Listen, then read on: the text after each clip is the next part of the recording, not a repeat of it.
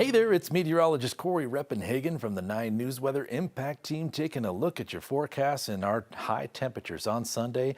Going to be up there pretty hot in the 90s once again across the Front Range. We took a couple of days off into the middle and upper 80s, but it's going to be hot and very sunny across the Front Range, Eastern Plains.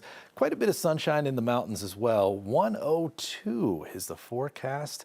High temperature out in Grand Junction for Sunday. It's going to be hot and going to be mainly dry in the places that we really need rain, which is the western slope. We're doing pretty good here on the Front Range. This is the most recent drought monitor released on Thursday. Doing pretty good on the Eastern Plains as well, but the western half of Colorado is in bad shape, and we really learned something from these latest round of dry lightning strikes, especially on Thursday.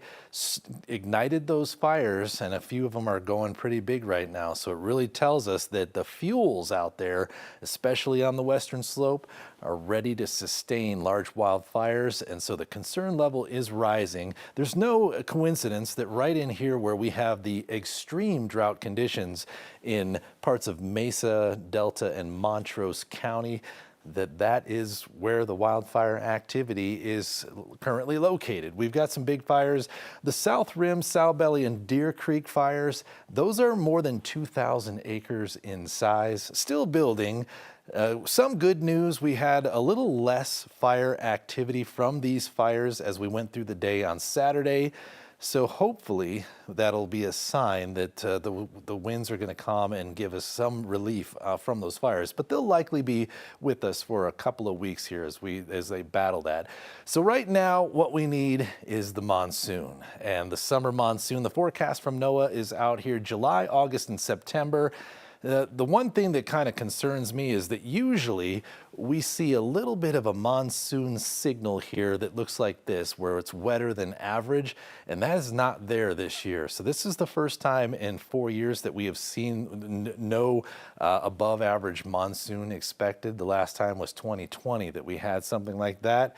The good news, however, is that there is not a dry signal coming from the monsoon. So perhaps average monsoon activity will not be horrible, but it's a little concerning not to see that monsoon signal out there in the modeling.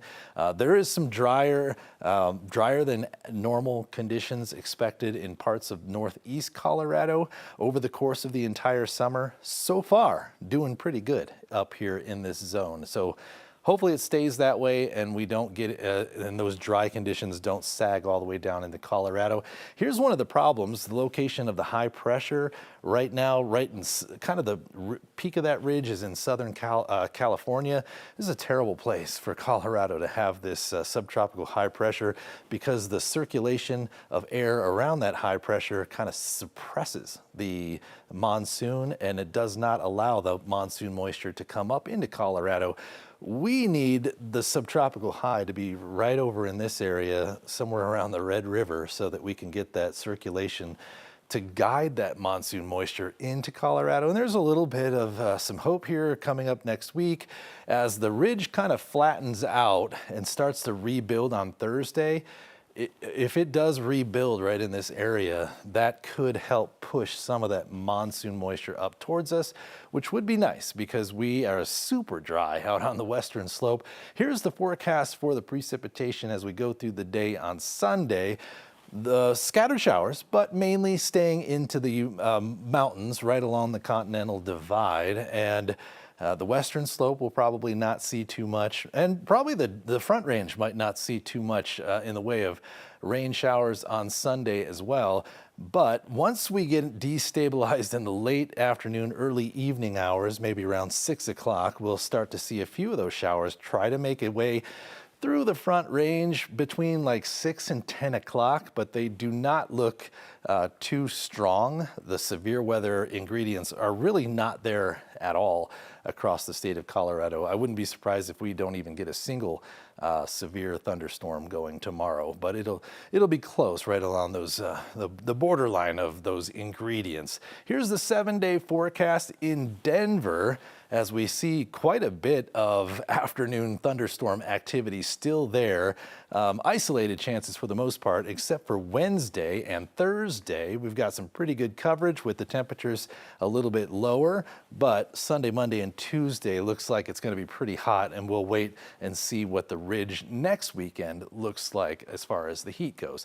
That's your forecast. I appreciate you clicking in here, and I hope you all have a real nice day.